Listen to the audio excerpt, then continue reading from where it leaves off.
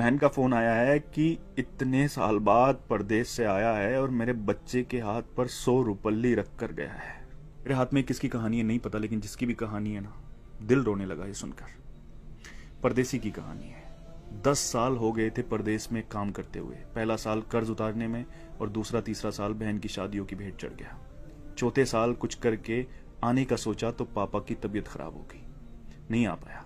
यहां तक कि पापा दुनिया छोड़कर चले गए तब भी नहीं आ पाया। बूढ़ी माँ घर में अकेली थी। आने का सोचा लेकिन कोई बचत नहीं थी, तो फिर परदेश से हिम्मत नहीं हुई कि इतने साल परदेश में रहकर खाली हाथ कैसे जाऊं। लेकिन माँ की जिद और बहनों ने कहा कि भाई आ जाओ, हमें कुछ नहीं चाहिए, बस आ जाओ कहा तो हिम्मत बढ़ी। कुछ उधार लिया, कुछ पास था जिससे टिकट करवाया और वापस ये सोचकर आ गया कि अब कोई बड़ी जिम्मेदारी तो है नहीं, यहीं पे कुछ कर लेंगे। आने के दूसरे दिन बहन से मिलने गया। बहन बच्चों वाली हो चुकी थी। आते वक्त भांजे के हाथ पर 100 रुपए रखकर वापस हुआ।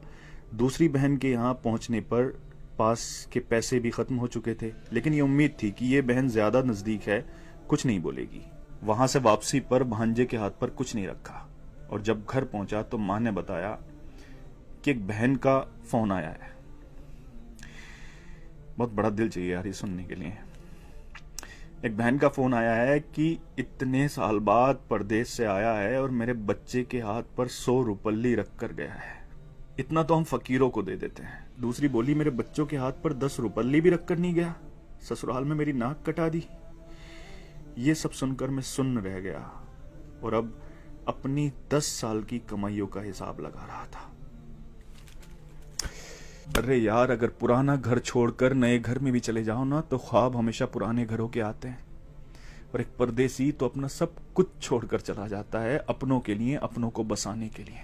लोग मेहनत करके पैसा कमाते हैं, लेकिन परदेसी मेहनत के साथ साथ अपनी उम्र को बेचकर पैसा कमाता है। किसी खुशियों में नहीं आ पाता, किसी की मैयत में नहीं आ पाता। सच पूछो तो हमारे सीने में दिल किस तरफ है ना, ये एक परदेसी ही बता सकता है। क्योंकि जब वो अपनों को छोड़कर जाता है ना, तो सीने में वही तकलीफ होती है जहां दिल होता है। जुल्म नहीं करते अपने लोग ये कहकर कि तुमने परदेश में रहकर हमारे लिए किया ही क्या है। अरे कसम खुदा की, अगर तुम्हें एहसास हो जाए, अंदाजा लग जाए ना कि उसने परदेश में रहकर तुम्हारे लिए क्या किया है, तो इस जबान को कटवाना पसंद करोगे, लेकिन कभी उसकी कुर्बानियों के खिलाफ बोलना पसंद नहीं करोगे। सच कहते हैं, जिसका दर्द होता है उसकी तकलीफ को सिर्फ वही समझता है। परदेसी का दर्द सिर्फ वही समझ सकता है जिसने अपनों के लिए अपना घर छोड़ा हो।